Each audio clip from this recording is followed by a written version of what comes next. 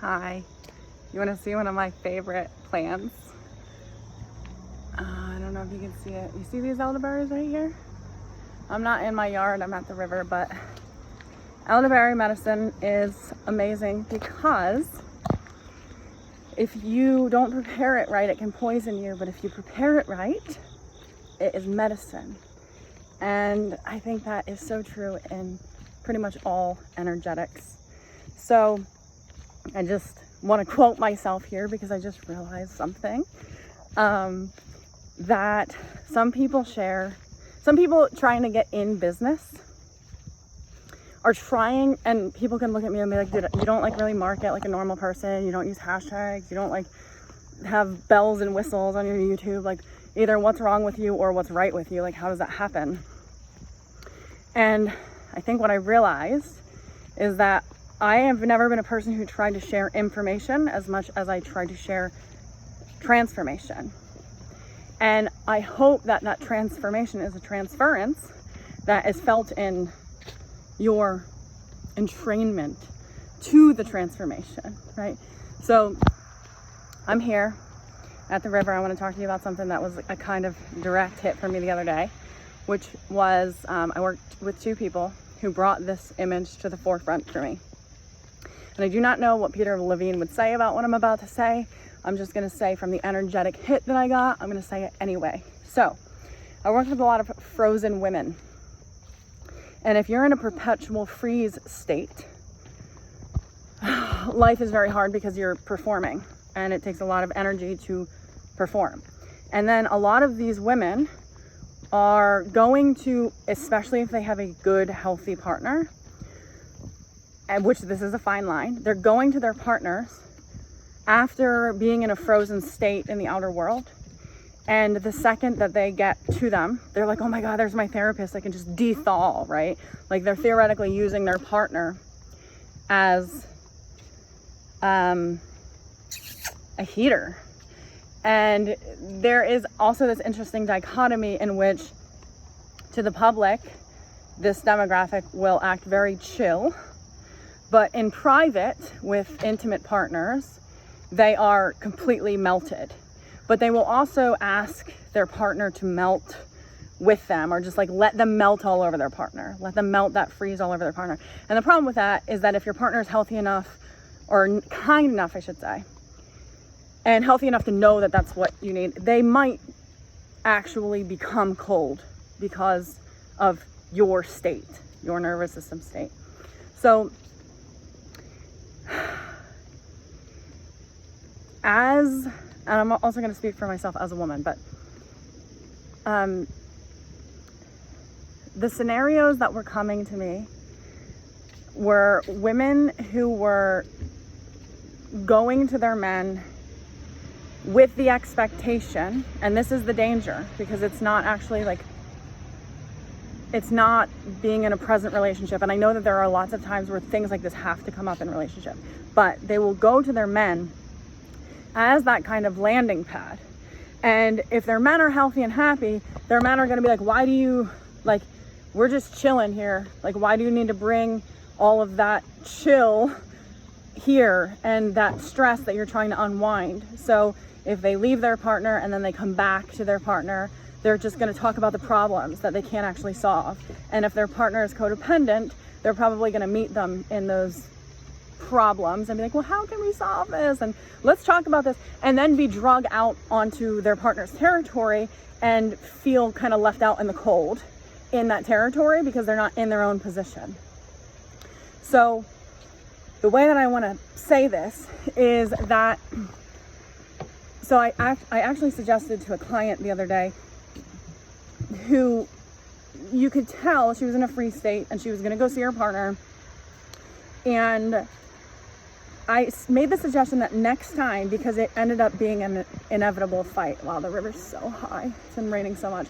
It ended up being a fight with him because she wants and expects him to honor her and see like, okay, I don't have to be frozen with you, so let me melt all over you. But he honors himself enough to go like, well, dude, I'm not trying to be cold right now, right?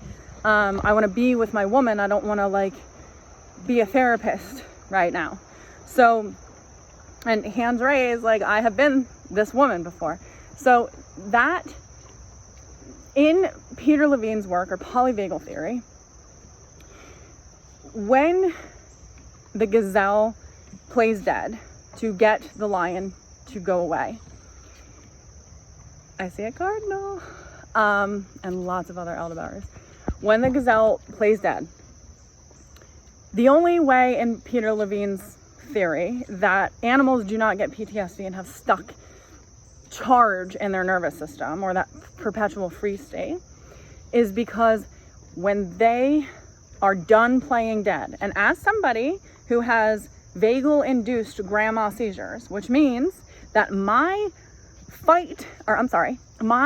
fawn response, my freeze response,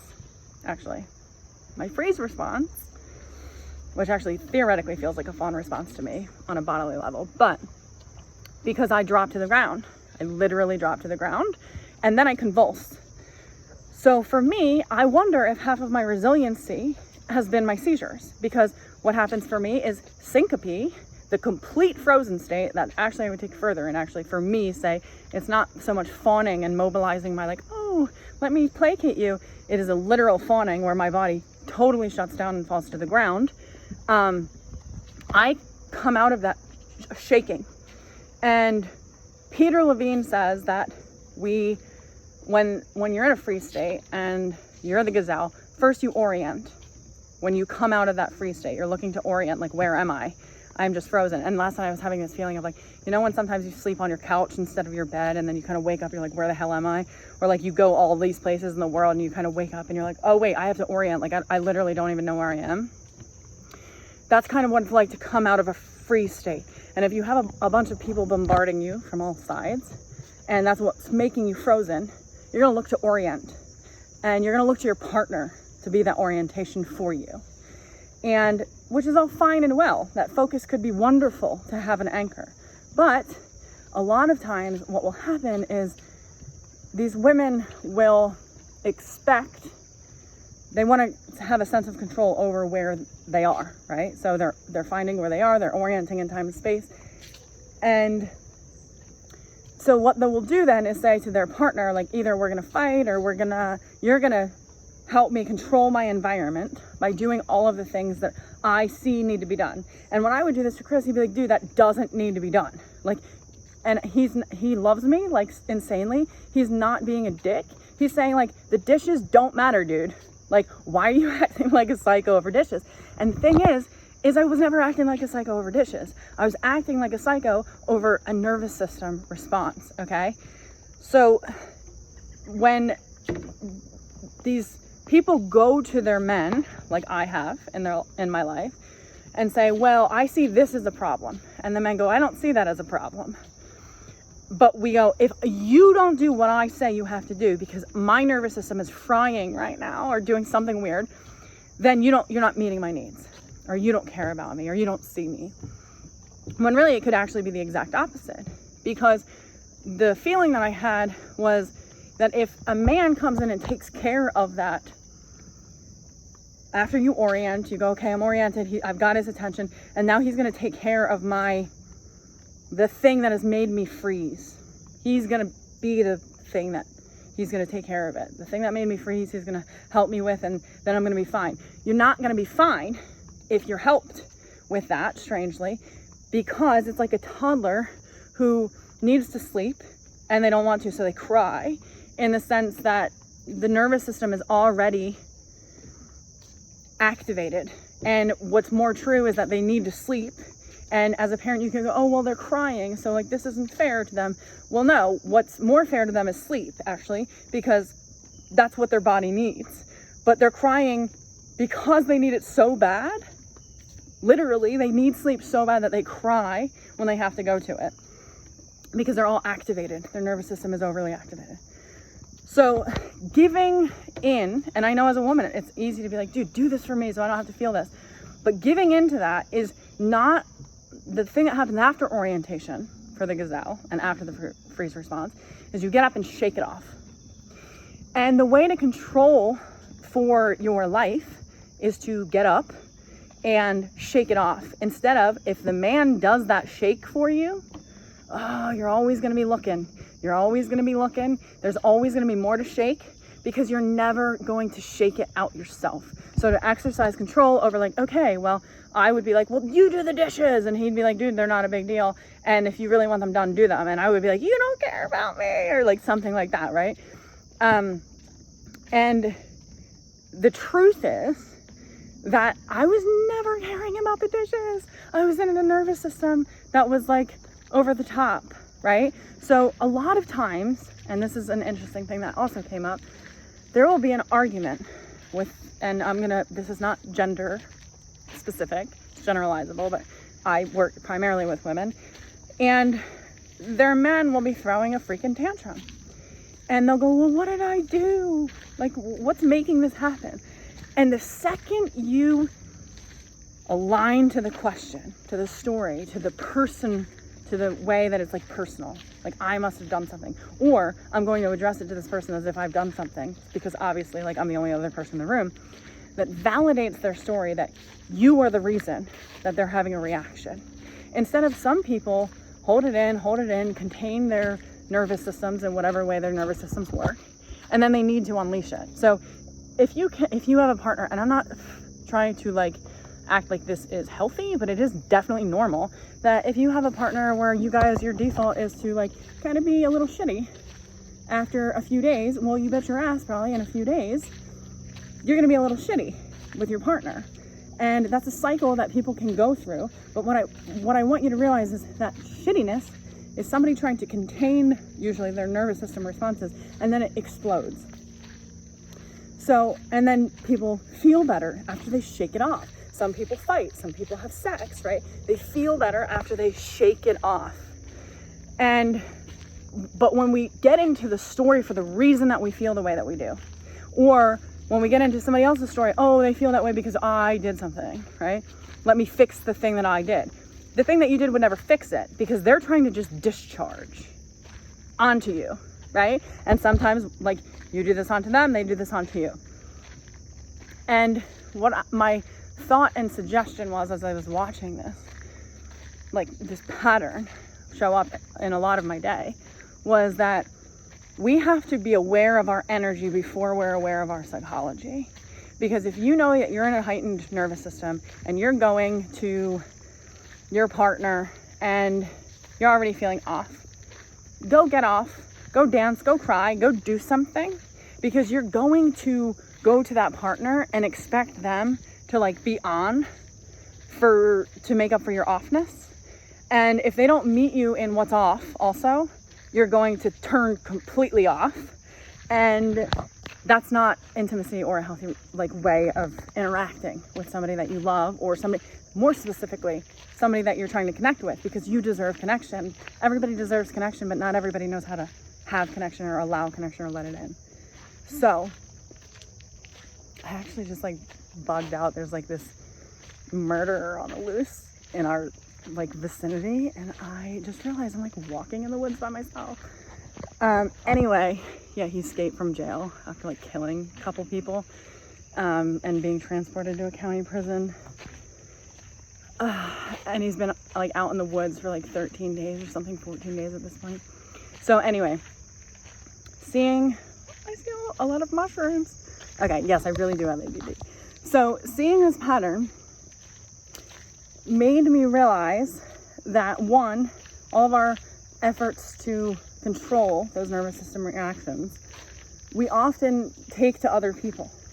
And we always are looking for reasons that our energy buildup is building up.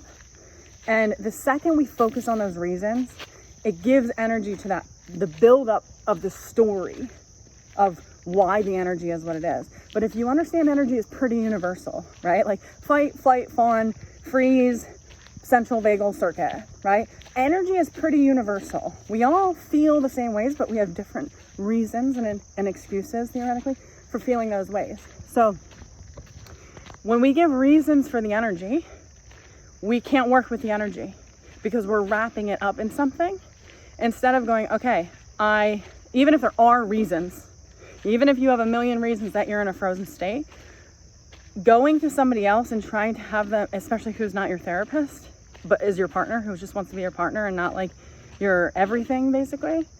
Going to somebody else and having them, interesting, having a memory, de-thaw you, or having them be responsible for discharging that. If you are the partner, here's the fun thing. This is what I want to say. If you are a partner of somebody like this, it's never personal, usually, and just help them with the discharge. Change their focus. Have sex.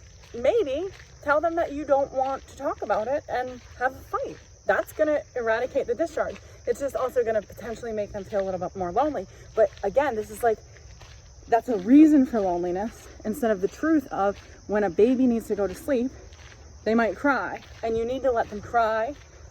I don't believe in cry it out. You should stay with them when they cry, right? But you need to let them kind of discharge that energy and then fall asleep. But a lot of times people take it personally, like, oh, what's your energy about? And then they're fighting.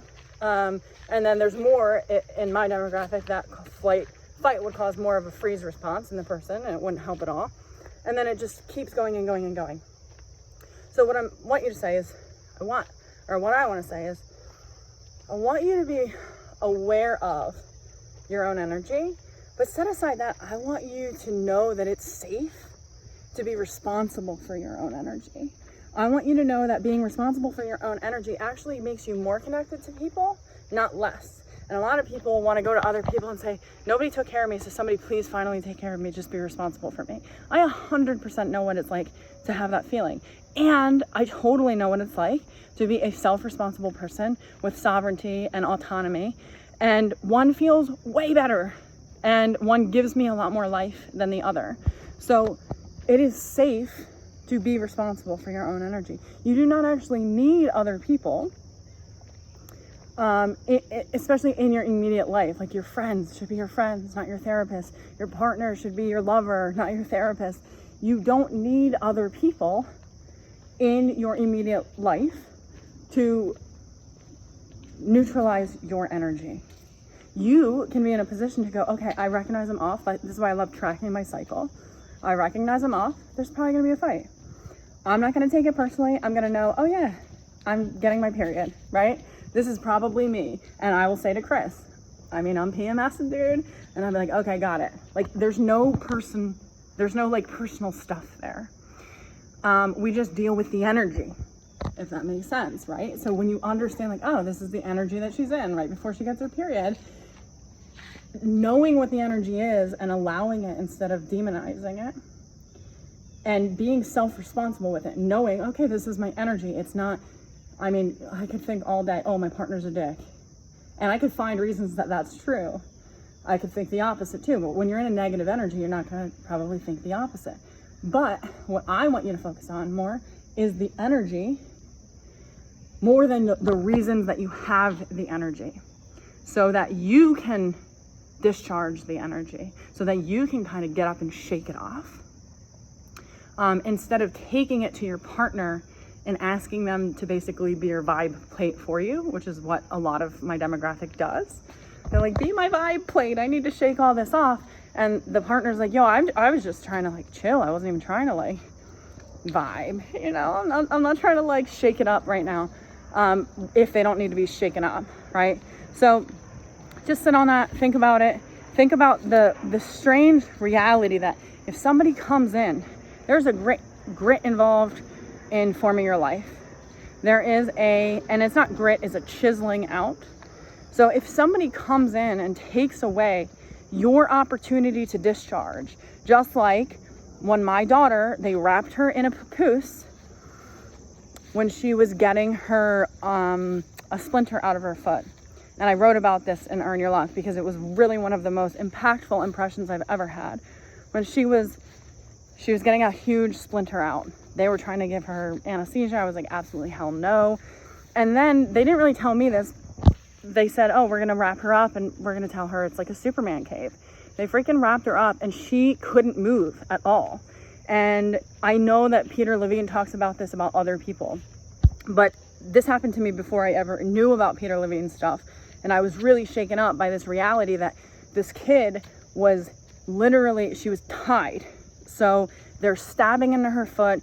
There's white coats all around her. She's tied up. I'm staring at her like, okay, I could feel her freaking out. So I started to be like, dude, does this really need to happen? And then she's like saying, I'm going to throw up. I'm going to throw up. And she's like leaning her head over. The only access that she has is to like go like this with her head and thrash with her head. She's trying to shake it out. She's trying to get out, but she's also trying to shake it out when all of that energy in there was stored, right? And she wasn't able to get it out. So if anybody else, if I try to control for her life and go, okay, well, you know, I'm going to do everything that makes you uncomfortable, I'm going to control for because I feel sad for you. She never gets to discharge that energy. She'll always go, okay, well, somebody else come. I'm having a feeling. Somebody come do this thing. Somebody come be this thing for me. But really, she's got stuck energy in her nervous system that needs to be discharged. And sometimes for her, she's very intense. She's like her mama. She goes absolutely apeshit crazy, like screaming at the top of her lungs, throwing things, only sometimes, but that is a discharge that I am aware of. Like I could say, oh, she's crazy, or I could say, oh, she needs that. She needs to be comfortable enough in her own energy to know that actually it is safe to feel your own energy. It is safe to discharge your own energy. You just can't hurt people when you do it, right? Don't direct that hurt at people. So most people do not feel safe and we're not allowed to discharge. I was not allowed. Like I had the welled over eyes. I'm sure you can see it now even. I knew how to shut up and cry silently. Like I would be crying in the back of the car with welled over eyes and try to suck it up, right? I was not allowed to discharge. Ow. So a lot of the women that I work with were never allowed to discharge while they had to hold space for other people discharging, right? Like they'd have alcoholic fathers or ragey mothers or depressed mothers, and they would have to take care of them. And they'd be like, well, I can't make it any worse for her because she's already so bad. So they never actually were allowed to discharge. And that's wanting to go to somebody else to do that is amazing, to feel safe enough with somebody to do that in your adult life.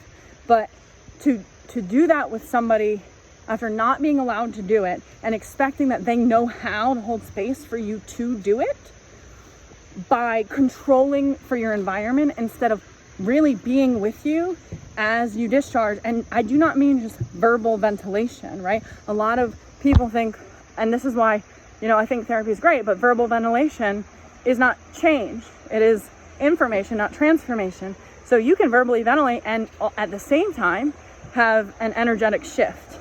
But if you're just verbally ventilating, that is not your partner holding space for transformation. That is more of a freeze response that is not being actually discharged. It's a freeze response wrapped in a story that it's entitled to freeze and somebody else should come help it dethaw.